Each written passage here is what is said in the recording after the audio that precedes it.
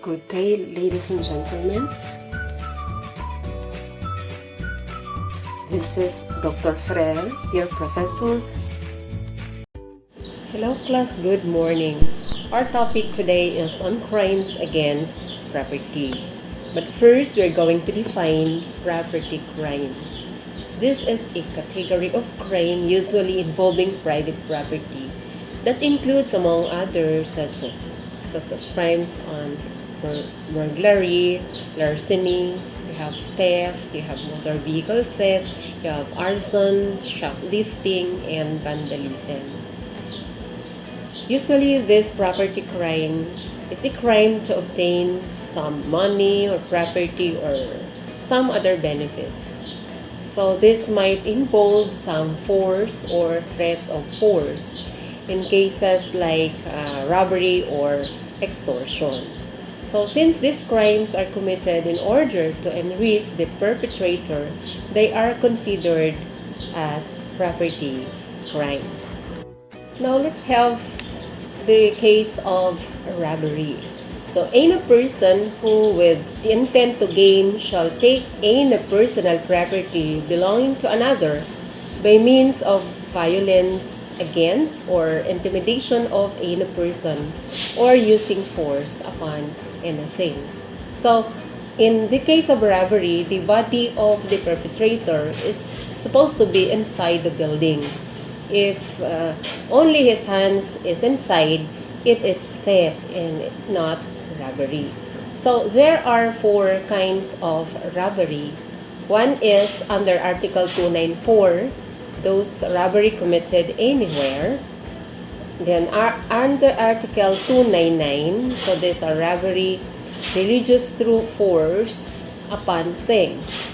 And under Article 302, this pertains to robbery on private buildings or uninhabited place. And under Article 305, this is a robbery on public building or uninhabited place. Class, let's have now the robbery committed anywhere. So this defines and penalizes as composite crimes or special complex crimes such as robbery with homicide, robbery with rape, robbery with intentional mutilation, robbery with arson, robbery with physical injuries, and robbery with unnecessary violence. Now, class, always remember that in robbery or theft, when the offender takes complete control of the property, the crime is considered consummated. And when we say there is complete control, that is when the offender has acquired and substituted his will over the property. So, class, it is necessary that the offender has taken away the property or have used the said property. And for the elements of asportation, this is considered as the taking of personal property out of the possession of the owner without his privity and consent and without animus revertindi. When I said animus revertindi, this is a Latin phrase that means with intention to relocate. So, in the case of asportation, class, this is the taking, as I said earlier, of personal property out of the owner of the property without his consent and without the intention to relocate on the part of the offender. So what is this crime of robbery, class? So robbery is the violence against or intimidation of person. Is deemed more serious than robbery with force upon things. Now let's distinguish these two. When we say robbery with violence against or intimidation of person, this is not based upon the value of the things taken, but upon the gravity of the violence or the intimidation present in the commission of the crime. While in a robbery with force upon things, this is based upon the value of the things being taken out of the crime. Now, how about robbery with homicide? So class, regardless of the number of homicide on the occasion of robbery, the crime is still robbery with homicide. So the same crime is committed even if rape and physical injuries are also committed on the occasion of the same crime. So, whenever the special complex crime of robbery with homicide is proven to have been committed, all those who took part in the robbery are liable as principals therein, although they did not actually take part in this homicide. So this explanation class was taken from the People of the Philippines versus Hulusan. So take note, class, that whenever a robbery with homicide is proven to have been committed, then all those who took part in the process are liable as principals to the crime. Even if that they may claim that they did not actually take part in the commission of the crime, still they are considered as principals for that. However, class, if the killing is with intent to kill and the taking is an afterthought, then the crime is homicide and theft, not robbery, because the dead cannot be intimidated. So now, class, be reminded also that if the killing is their intention, is the intention, and the taking of the property is just an afterthought of the killing, then the crime is homicide and theft, not robbery. And this arises only when there is a direct relation or intimate connection between the robbery and the killing, even if killings is prior to, concurrent with, or subsequent to robbery.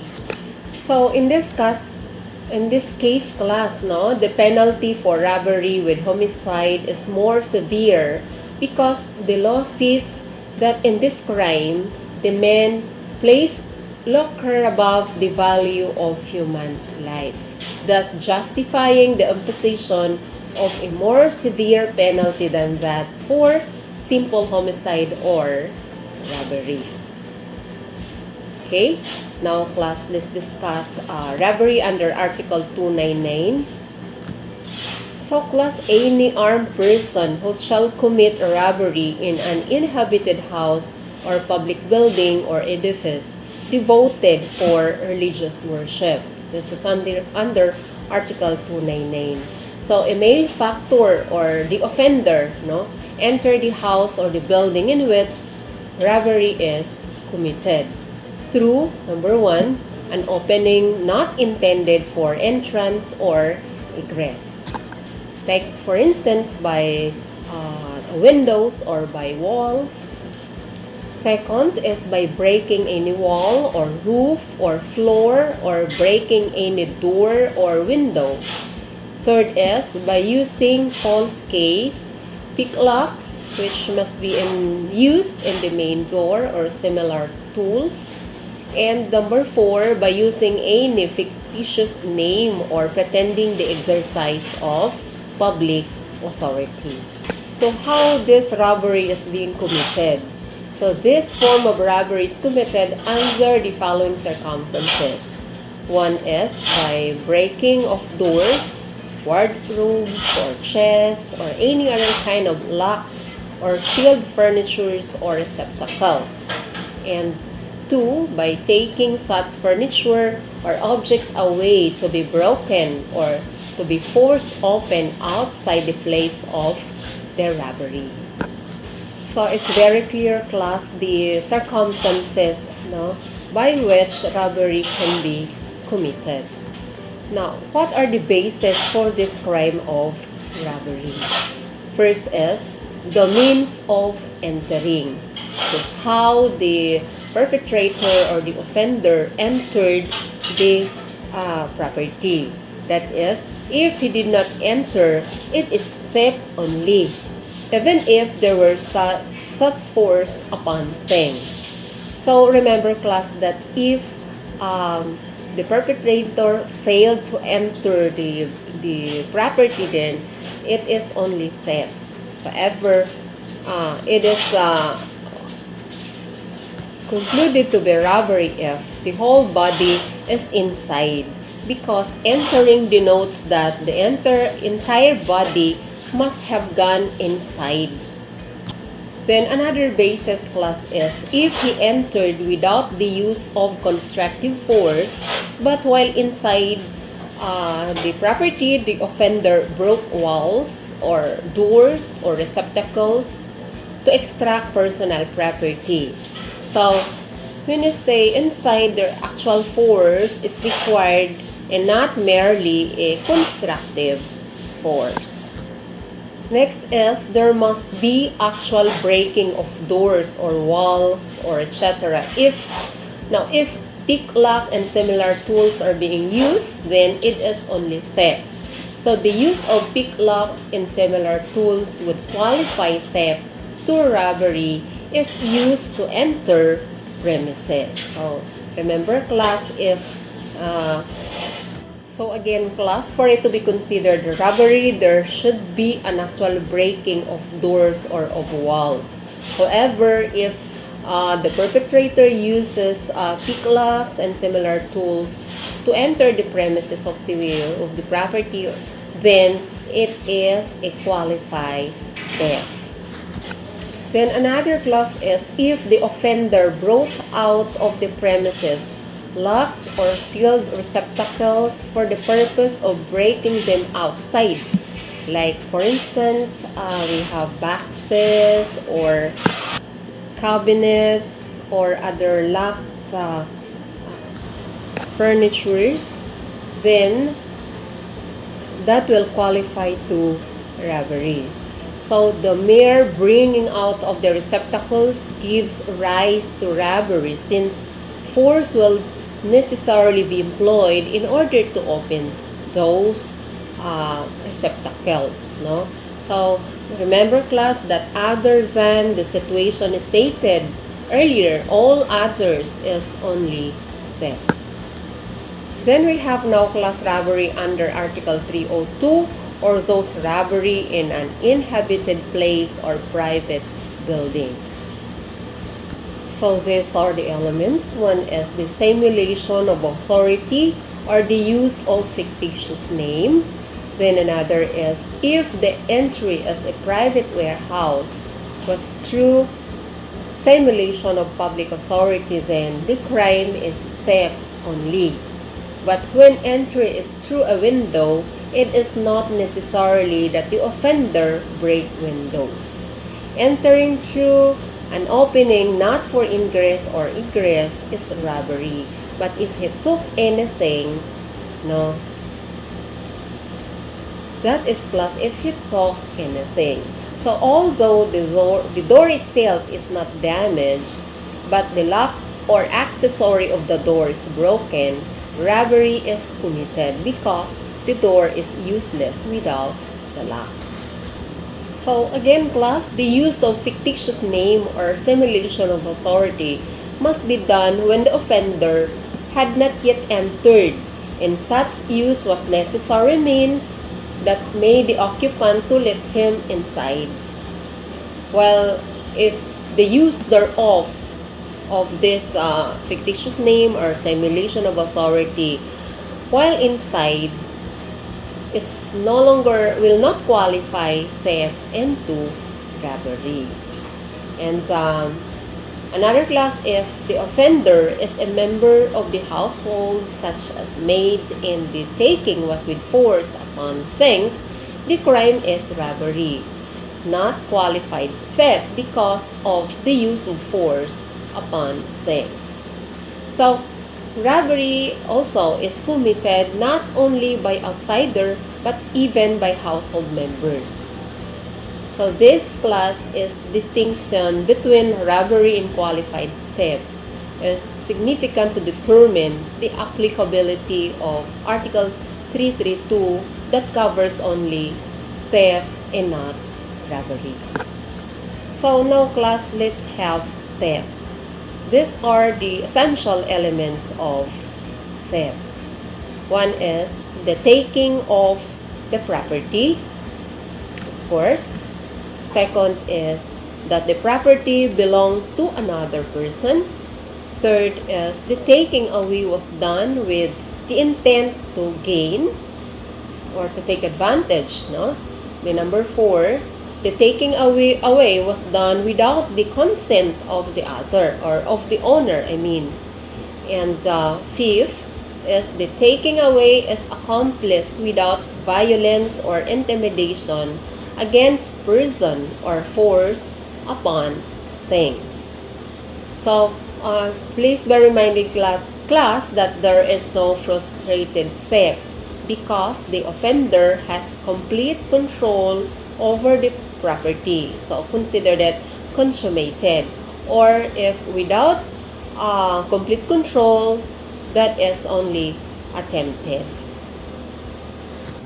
Again, class, please take note that theft and robbery cannot be committed between two or between co-owners. So, if you are co-owners of a property, you cannot commit theft and robbery.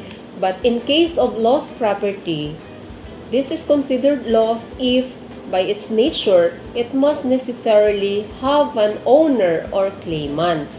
If res nullius, no theft can be committed. Res nullius is literally mean property of no one, and by such, it implies a concept of property and ownership, which this is being derived from the Roman law concept. So, as applied, then if the property is res nullius, then no theft can be committed since this is a property of no one.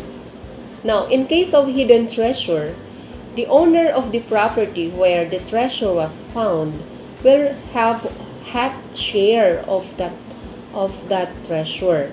But if the finder, may it be in fact or in law, keeps the whole or the entire proceeds of the treasure, then he is guilty of theft. Now, plus, when property is received where only material possession is acquired and he misappropriates the same, then theft is committed. And material possession is means that those are property or belongings that are tangible. However, if juridical possession is transferred, then ESTAFA is committed.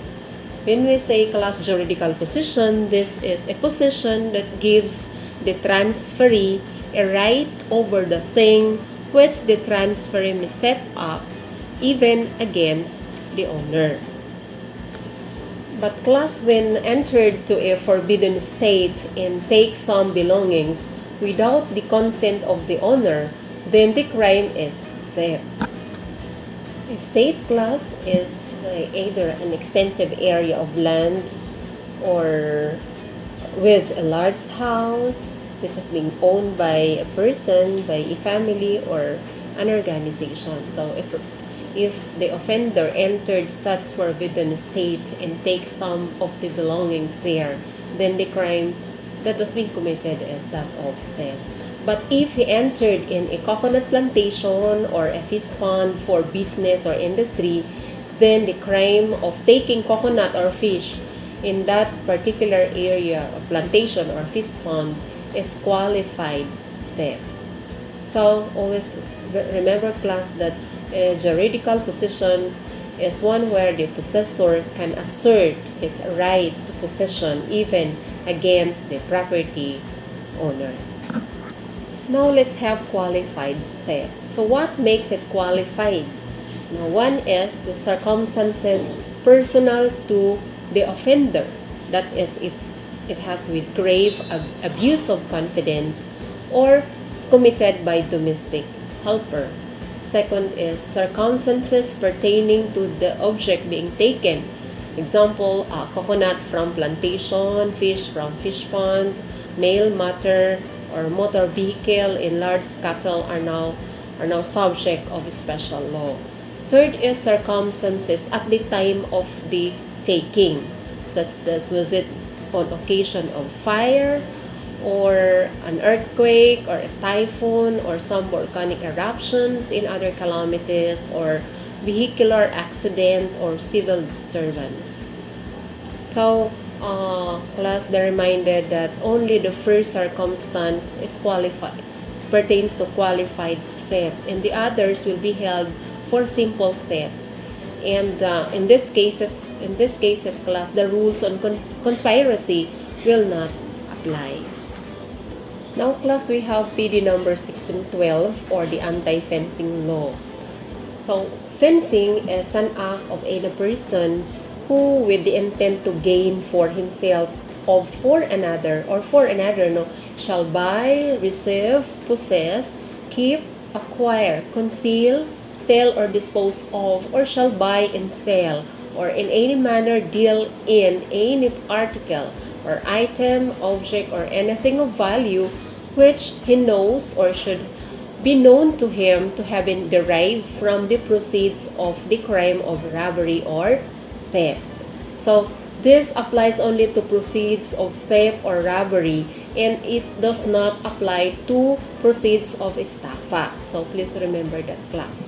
So, it is not a continuing crime, but a distinct crime. Therefore, the offender may be prosecuted at the place where he took hold of the property and not at the place of the commission of the theft or robbery. So now here are the elements of anti-fencing. One is a crime of robbery or theft has been committed. Second, the accused who is not a principal or accomplice in the commission of robbery or theft, he buys, receives, possesses, keeps, acquires, conceals, sells or disposes, or buys and sells, or in any manner deals in any article, item, object, or anything of value which has been derived from the proceeds of the said crime. Okay, so please be reminded by that, class. And the accused knows or should have known that the said article or item or object or anything of value has been derived from the proceeds of the crime of robbery or theft, and that there is on the part of the accused the intent to gain for himself or for another. So these are the elements of anti-fencing. So though he is not part of the commission of the actual crime, however, if he was involved in the sale or in the buying of those proceeds of a crime, then they are now part of they can now be charged with anti-fencing offense. So again, class, mere possession of any good or article or item or object or anything of value which has been the subject of robbery or thievery shall be prima facie evidence of fencing. So, in that, the law does not require proof of purchase of the stolen articles, as mere possession thereof is enough to give rise to a presumption of fencing. So, reparation is made by taking into consideration the price of the thing whenever possible and its special sentimental value to the injured party. Then, class, we have now RA number 6539, or the anti-carnapping law. So, this carnapping is malum prohibitum. Malum prohibitum means, in its literal translation, it is wrong because it is prohibited. So, this is a Latin phrase that is being used in law to refer to conduct that constitute an unlawful act only by virtue of statute. Ayan. So, carnapping is prohibited because of a certain statute, that is your Republic Act number 6539. So this carnapping is committed when the owner was killed to divest him of the registration papers of vehicle which the offenders pretended to buy. So any vehicle which is motorized using the streets which are public, not exclusively for private use, comes within the concept of motor vehicle. So a tricycle which is not included in exception is thus deemed to be that kind of motor vehicle as defined in the law, the stealing of which comes within its penal sanction. Then class, we have the case of ESTAFA. So there are two ways of committing ESTAFA. One is with abuse of confidence or unfaithfulness, and the second is through deceit or false pretense. So the damage is not limited to material damage. It also includes any disturbance or prejudice. So when money or property is delivered for a particular purpose and it was used for another purpose, it is essential to determine whether juridical or possession or physical possession was transferred. So if there is a material possession, then this theft only. But if juridical possession is being transferred, then that qualifies for ESTAFA. Now let's distinguish ESTAFA against qualified theft. Sample, when a bank's cash custodian is found short of the cash under her primary responsibility, her crime is not ESTAFA but qualified theft. Her possession of the cash belongs to the bank, which is similar to that of a teller. So her possession is the possession of the bank. So hers is only physical and not juridical possession of the missing cash. That's why it is theft or qualified theft only. Then class, we have ESTAFA through misappropriation or conversion. And here are the elements. One is money, goods, or other personal property is received by the offender in trust or on commission or for admission or under any obligation involving the duty to make delivery of or to return the same, even though the obligation is guaranteed by a bond. Then second, misappropriation or conversion of such money or property by the offender or denial on his part of such receipt. Okay? Then third is, such misappropriation or conversion or denial is to the prejudice of another. And last is, there is a demand made by the offended party on the offender. So class, those are the elements to be present for ESTAFA to be considered misappropriated or conversed. Then we have ESTAFA under paragraph 2, subparagraph A. We have these elements. Number 1, false pretense or fraudulent act or fraudulent means. Okay, then number 2, false pretense, fraudulent act or fraudulent means must be made or executed prior to or simultaneously with the commission of the fraud. And third, the offended party must have relied on the false pretense, fraudulent act or fraudulent means, that is, he was induced to part with his money or property because of the false pretense, fraudulent act or fraudulent means. And number 4, as a result thereof, the offended party suffered damage. So, class, those are the 4 elements that have to be present under the crime of ESTAFA, under paragraph 2, subparagraph A. And last class, we have the crime of arson. This is when fire is used to destroy any property. So even if the property burned is owned by the offender, arson is still committed. So if the burning is in a manner as to endanger the life and property of others. So if a person acting under one criminal impulse burns several buildings, the crime is not distinct arson but destructive arson. So even if the whole house has not been completely gutted by fire, the crime is still consummated arson. So it is enough that the person thereof is shown to have been destroyed. It will qualify now to the crime of arson. Okay, so class, that would be all for our discussion on crimes against property.